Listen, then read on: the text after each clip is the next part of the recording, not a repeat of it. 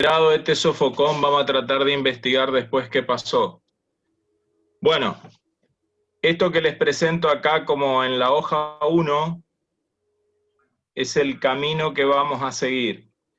El electromagnetismo se sustenta en dos pilares fundamentales, que son la electrostática y la magnetostática. Profe, ¿Me ¿tiene escuchan bien? conectado parlante o algo así? No, señor. Es por el Meet está abierto en una pestaña de tu navegador y ahí se escucha lo que habla el profe. Por eso se escucha duplicado.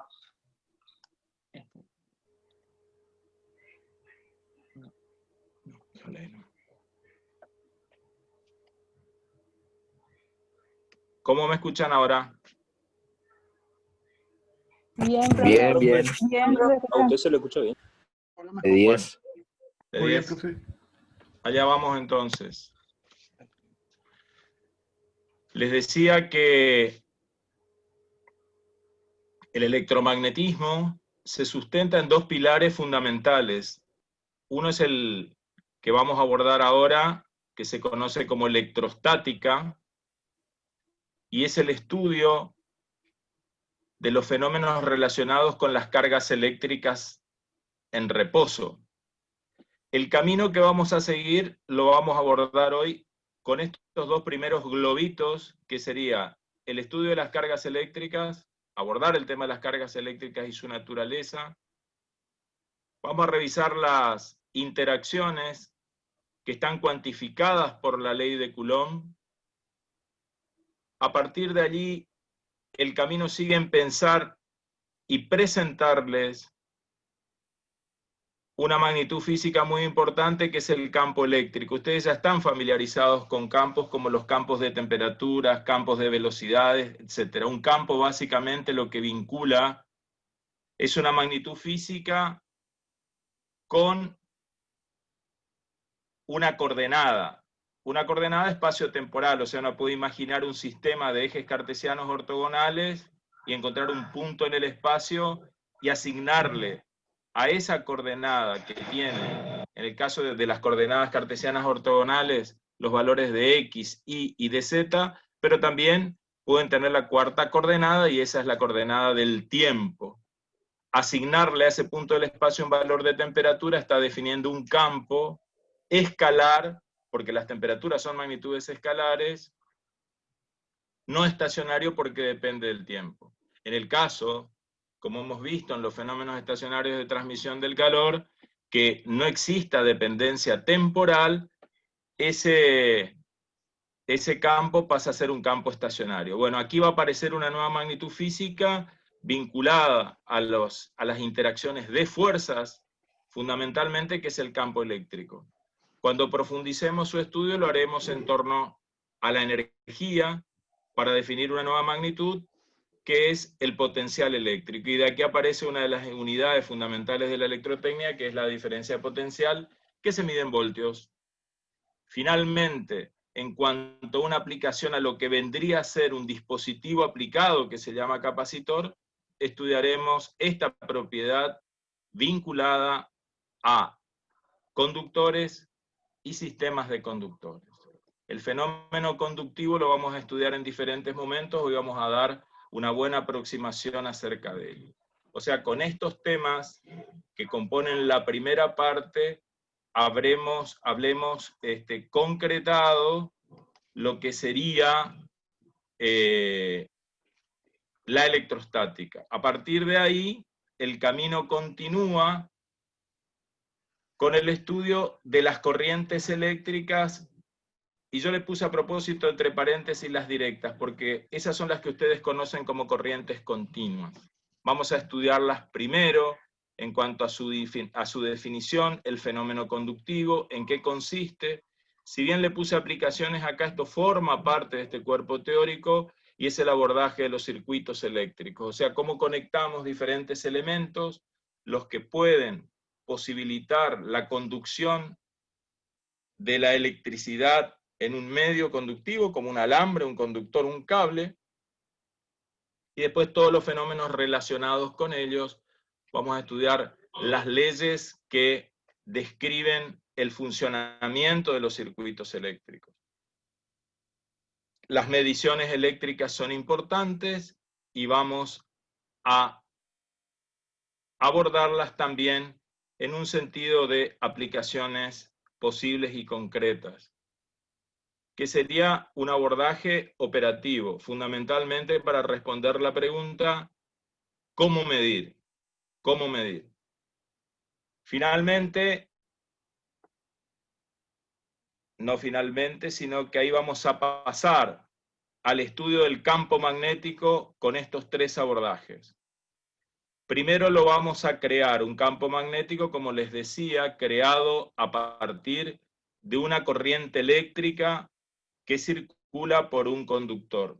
También observaremos el fenómeno de los imanes naturales porque deben conocerlo. Después, las interacciones que están vinculadas fundamentalmente a la interacción del campo magnético con partículas cargadas que se mueven, o la interacción del campo magnético con elementos conductores, alambres o cables que están siendo atravesados por corrientes eléctricas y dan lugar a la aparición de las fuerzas. En ocasiones, en diversos textos modernos, aparecen primero descritas las interacciones y después aparecen lo que se denominan fuentes, que es abordar cómo se van creando los campos magnéticos. Finalmente, en este punto de las aplicaciones, veremos cómo ese campo magnético creado, en este caso, por una corriente que circula por un conductor, es capaz a través de diferentes conformaciones físicas que son las espiras y las bobinas y diferentes arreglos, permitirnos el giro de una estructura que da lugar a un motor y otro tipo de aplicaciones. Tanto en la magnetostática como en la electrostática estudiaremos campo eléctrico y campo magnético respectivamente. Ambos dependen solo de la coordenada, o sea, el campo eléctrico, el campo magnético en un punto del espacio dependerán de la posición, del medio en el cual están inmersos y de sus fuentes. La variable tiempo, la variable temporal, no va a aparecer. Cuando la variable temporal aparece, surgen unos fenómenos muy interesantes y que son fundamentales en lo que hablábamos al principio, y el primero de ellos es la inducción electromagnética. La inducción electromagnética como fenómeno tiene aplicaciones en la generación de energía eléctrica, también en la modificación de los parámetros eléctricos en nuestros transformadores, tiene aplicación directa en los motores. Entonces aquí nos detendremos un buen tiempo para lograr entender este fenómeno que tiene naturalmente, como todo proceso físico, asociado al principio de conservación de la energía. De allí pasamos a la corriente alternada, que es la corriente que usamos mayoritariamente en las instalaciones domésticas, la vamos a estudiar con sus principales parámetros para ir finalmente al último abordaje, que tendrá que ver con las ecuaciones de Maxwell que sintetizan todos los fenómenos anteriormente descritos para dar lugar a la presentación de las ondas electromagnéticas y la energía que llevan como fenómeno de propagación. Finalmente, todo esto sirve como sustento a lo que conocemos como óptica física. Ese sería el camino que vamos a seguir.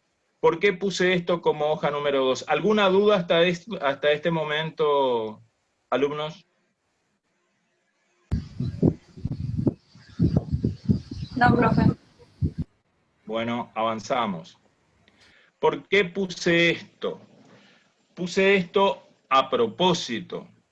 ¿Por qué? Para poder comprender el electromagnetismo,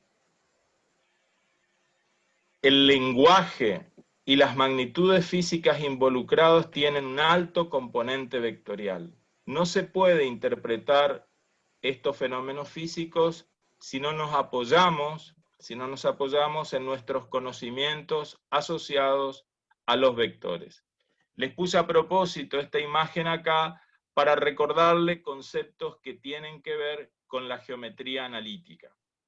Ahí ven que existe un sistema de ejes cartesianos ortogonales X, Y y Z,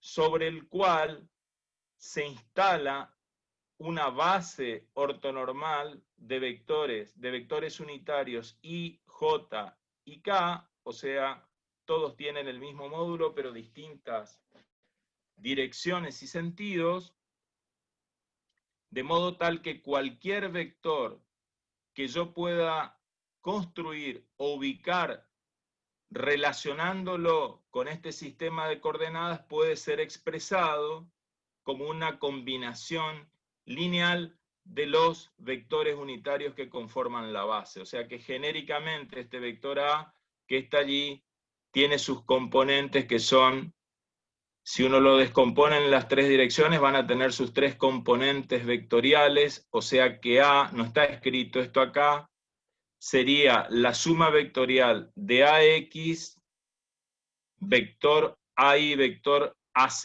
vector. Primera aclaración, no hay ningún inconveniente en cuanto a las notaciones, por eso está escrito esto a propósito. Cuando aparece con la flechita acá, se asume como vector lo mismo que cuando aparece con una barra. Cuando no tiene nada, lo asumimos como escalar. Pedimos especial cuidado en este tema porque cuando tenemos que resolver problemas o tenemos que presentarnos a un examen, las diferencias en cuanto a magnitudes vectoriales y escalares, como ustedes podrán imaginar, son decisivas. De modo tal que el vector A, es un vector genérico representante de un campo vectorial A en X y Z, estacionario en este caso, que está expresado como una combinación lineal de los vectores de la base, de los vectores unitarios o versores de la base. De modo tal que esta coordenada se corresponde con este número A sub I, esta coordenada A sub X es la que corresponde a la longitud de este segmento, y lo mismo para AZ. ¿Por qué están así? Porque ese valor escalar multiplicado por el valor de J me da el valor de A, y me da el valor de AI, componente vector del vector A. ¿Qué más? Un paso más atrás. Si tomamos este segmento que bien puede representar el módulo del vector A, es el segmento OP que está ubicado acá respecto del sistema de ejes cartesianos ortogonales, nos permite desde cada eje hacia este segmento subtender tres ángulos, tita X, tita Y y tita Z, que son los famosos ángulos directores. O sea, es el ángulo que forma este segmento que puede representar al vector de arriba respecto de cada uno de los ejes, de tal modo que estas magnitudes escalares, que son el módulo de la componente vectorial en la dirección X, resultan de la multiplicación del módulo de A, que es este segmento, multiplicado por el coseno de tita sub X, que es el ángulo director. Lo mismo para la componente A sub I, lo mismo para la componente A sub Z, de modo que cada una se obtiene por producto del módulo por el correspondiente coseno director. Es así que aplicando dos veces el teorema de Pitágoras se puede encontrar la longitud del segmento OP, que es igual al módulo de A, como la raíz cuadrada de AX cuadrado más AI A sub I cuadrado más A sub Z al cuadrado. Naturalmente, si lo obtienen así, encontrarán, por transposición de términos aquí, la expresión de los cosenos directores. Yo voy a dar dos expresiones más y después, a medida que vayan apareciendo otras que sean necesarias, las vamos a ir incorporando. De todos modos, la recomendación es que tomen sus apuntes de geometría analítica y vayan repasando las principales operaciones vectoriales. Ya van a ver que aparecen algunas más que les resultarán familiares por los conocimientos que tienen de mecánica técnica. ¿Recuerdan esta operación vectorial que se denomina producto escalar? ¿La recuerdan? Sí, o profe. no? Bueno, tenemos, acá ya no puse el sistema de referencia, tenemos el vector A, el vector B, entre ambos existe un ángulo alfa, y el producto escalar de A por B, que se simboliza con un puntito, este producto que involucra dos vectores da como resultado un escalar, que resulta de multiplicar el módulo de A por el módulo de B por coseno de alfa. Esto a veces en álgebra le dicen que es un producto externo porque le da un escalar que está fuera del conjunto de los vectores. Este otro es el producto vectorial. Este producto también involucra a dos vectores, A y B. Permítanme volver atrás, este producto es absolutamente conmutativo porque al desarrollarlo naturalmente A por B, A escalar B es igual a B escalar A. No hay ningún problema en eso. En cambio este no. Este es A es vectorial B. El producto vectorial se simboliza con esta cruz que ponemos acá, con este signo. El producto vectorial de dos vectores es un producto interno porque da como resultado este vector C. Es un vector que está montado sobre esta dirección que es perpendicular al plano que forman los otros dos, de tal manera que correctamente hay que escribir que A por B da igual a C, y el módulo de C es el producto de A por B por el seno de alfa. Ahora, sobre esta dirección se puede tener una dirección, en este caso hacia arriba o hacia abajo. Convencionalmente, cuando uno va de A hacia B barriendo el ángulo menor, el sentido del vector C está dado por la regla del tirabuzón o la regla del tornillo. Imaginamos que giramos este tirabuzón que pretendí dibujar acá con el sentido de giro que va de A hacia B, entonces avanza hacia allá y se corresponde con el sentido del vector C. ¿Alguna duda hasta allí? Saca corcho ese, profe. No sé, no. Avanzamos entonces. Bueno, un segundo.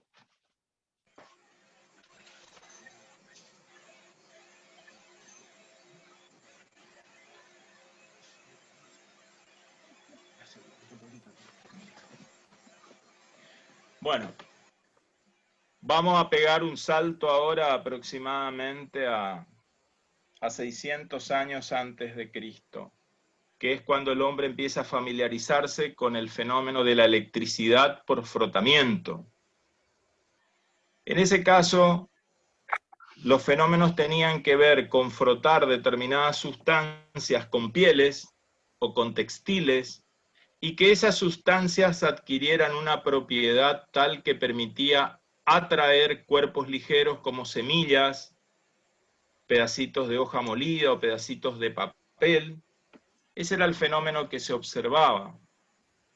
Van a encontrar en la literatura de que aparecen varillas, por ejemplo, de ámbar. El ámbar es la resina que determinadas especies de árboles exudan por su corteza, y una vez que la resina se la toma fresca se le puede dar determinada forma. Bueno, eso es lo que aparece comúnmente en la literatura como primer elemento que aquí presentaremos como un cilindro. Como un cilindro. Entonces, ese fenómeno de encontrar atracciones y repulsiones entre determinadas sustancias frotadas y cuerpos ligeros es lo que se llamó electricidad por frotamiento. Pero también esos fenómenos fueron observados cuando uno frotaba diferentes sustancias con diferentes materiales, que es un poco lo que estamos ilustrando en esto que tenemos acá y aparece bajo el título de los experimentos de la electrostática.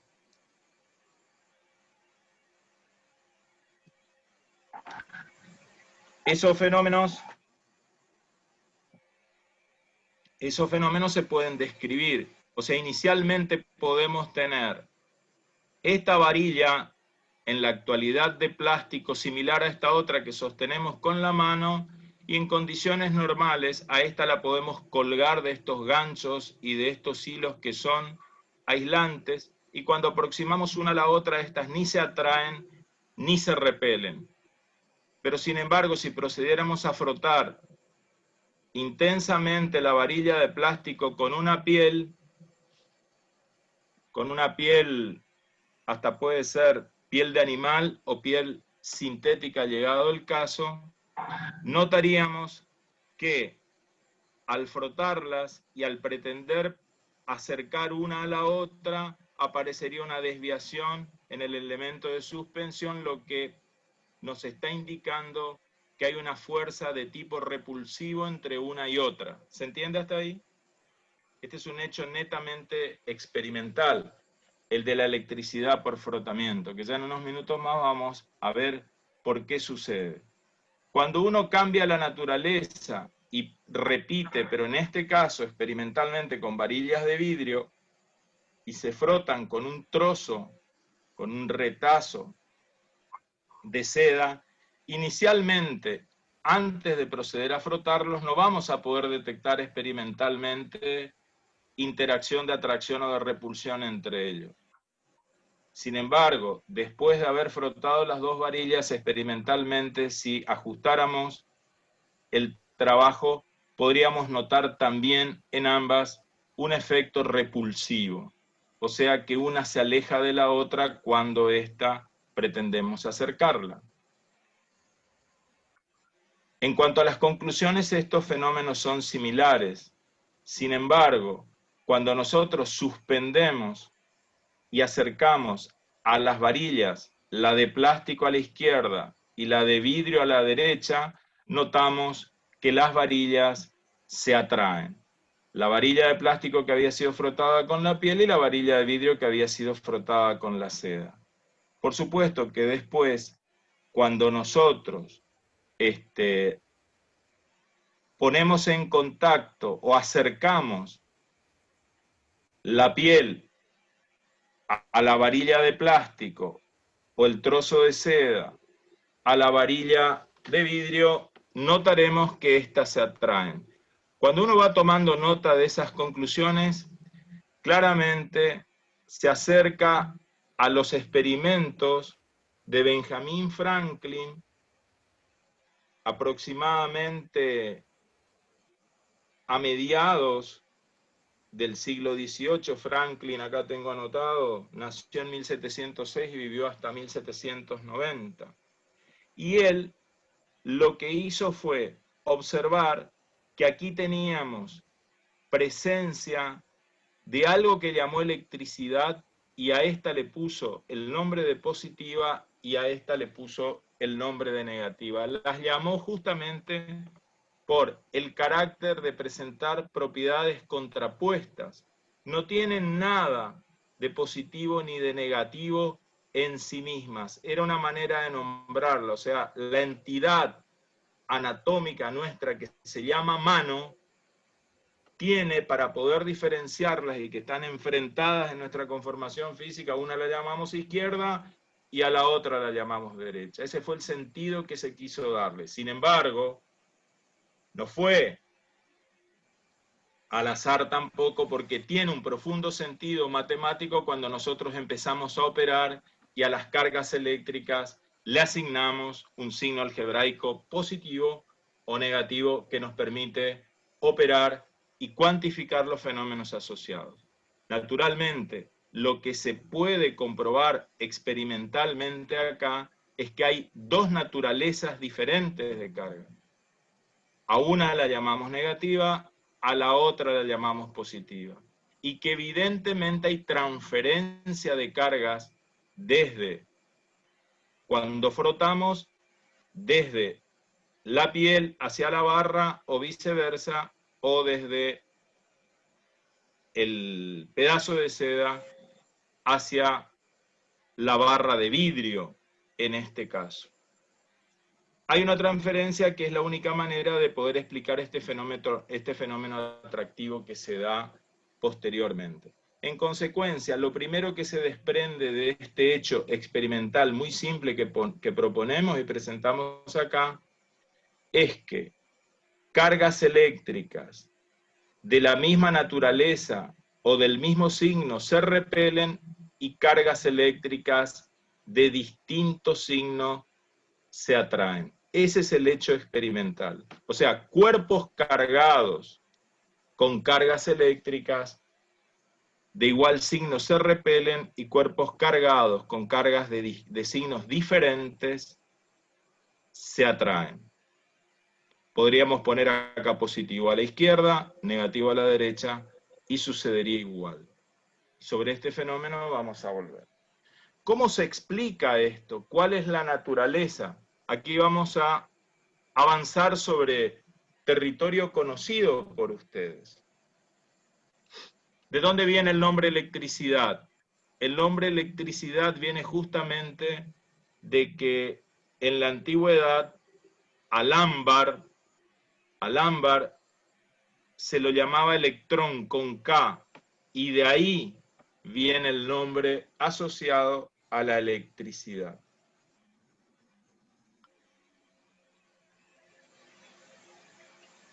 Vamos a pasar muy rápido acá, porque esto es conocido por ustedes, son conceptos que ya traen de la química, y tiene que ver con la estructura del átomo. El átomo fundamentalmente es una estructura compuesta por un núcleo muy comprimido, que aproximadamente tiene un diámetro como conjunto de protones y neutrones que ronda esta magnitud, 10 a la menos 15 metros. Está muy concentrado, muy compacto, de una densidad muy altísima, a tal punto que el 99.9% de la masa del átomo se concentra en el núcleo. Por supuesto, estas partículas que se llaman protones son partículas positivas. Estas otras partículas que se llaman neutrones y tienen la misma masa, no tienen carga eléctrica, y en torno a ellos, no vamos a decir de un sistema planetario, sino más bien desplegados en nubes, aparecen los electrones, que por supuesto ya ocupan un espacio con un diámetro aproximado a 10 a la menos 10 metros. Acá están detalladas las masas correspondientes al protón, que tiene carga positiva, la masa del neutrón, que es aproximadamente la misma, son muy próximas entre sí, mientras que el electrón, que tiene carga negativa, tiene una masa que es aproximadamente 2000 veces más pequeña que la masa del protón o del neutrón. Lo que permite que esta estructura tenga una estabilidad en la naturaleza es la interacción que mantiene al núcleo estable a través de fuerzas eléctricas, justamente, de atracción entre el núcleo netamente positivo y la nube de electrones netamente negativa. Ya sabemos que el número atómico es el número de protones que tenemos allí. El número másico, el famoso Z, es el número de... Ese es el Z, el número másico es el número de protones más los neutrones. Y naturalmente, en el átomo eléctricamente neutro que no está ionizado, el número de electrones es igual al número de protones. Aquí se ha tomado, por ejemplo, un átomo de litio. El átomo de litio tiene 3 protones, 4 neutrones, y aquí 3 electrones. Esta es la estructura nuclear donde están estos 3 puntos rojos, representan a los protones. Los que están adentro, grises, son los 4 neutrones, y estos azules que están acá son los electrones. Ese sería el átomo en estado de equilibrio, con carga neta igual a 0, o sea, sumamos las cargas de los protones y la de los neutrones. Este átomo es lo que se denomina eléctricamente neutro, este átomo de litio. Sin embargo, cuando nosotros le sacamos por algún mecanismo, que ya veremos, por algún mecanismo, le sacamos un electrón, se produce un desequilibrio y esta estructura de átomo pasa a ser ionizada, eso lo conocemos como ion, y en este caso es un ion positivo de litio, dado que ha perdido un electrón y tiene carga neta positiva equivalente a la carga desbalanceada de un protón, carga positiva. En este caso incorporamos por algún medio un electrón más a la estructura del átomo de litio, en consecuencia habremos conseguido por el aporte de un electrón un ion negativo. Acá tenemos las comparaciones de las tres masas nuevamente, y de esa manera tenemos una primera pista hacia lo que va a venir, que es el proceso de carga, descarga y los procesos de acomodamiento de carga por inducción. Me adelanto un poco hasta acá. Para un sistema macroscópico, lo que conocemos como carga eléctrica cumple con dos principios que son fundamentales para este punto, para este momento en el cual estamos arrancando. Si tenemos esto que representa un sólido, si es eléctricamente neutro, uno que tomemos en el laboratorio, la carga neta va a ser cero, o sea que el número total de protones de todos los átomos que lo componen va a ser igual al número total de electrones, y es lo que denominamos cuerpo eléctricamente neutro. Ahora, cuando procedemos a realizar experimentos de carga y de descarga, uno se pregunta, ¿qué es lo que vamos a intercambiar esencialmente entre un sistema y otro? Si uno mira esta estructura, se va a dar cuenta que estos protones tienen carga positiva, y las cargas positivas, por lo que aprendimos recién experimentalmente, se repelen, porque son cargas de igual naturaleza, y uno se pregunta por qué esta estructura no se desintegra. Y no se desintegra porque existen fuerzas de atracción, es más complejo de lo que le voy a contar ahora, que son las que mantienen atraídas a todas estas partículas que componen el núcleo, y son fuerzas de interacción fuerte, las famosas fuerzas nucleares. Esas son las que mantienen estable este núcleo. Las fuerzas de interacción entre el núcleo y los electrones, ya les decía que son fuerzas de naturaleza eléctrica.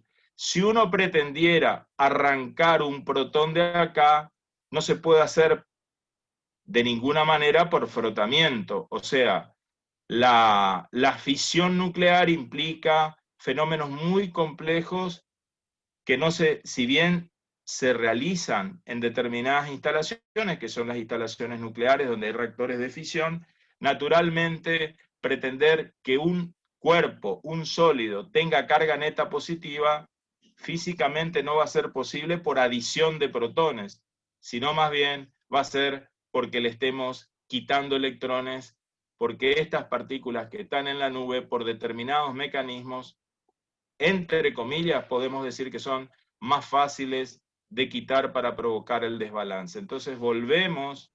Profe, disculpe, se va a cortar ahora en menos de 1 minuto. Uy, qué pena.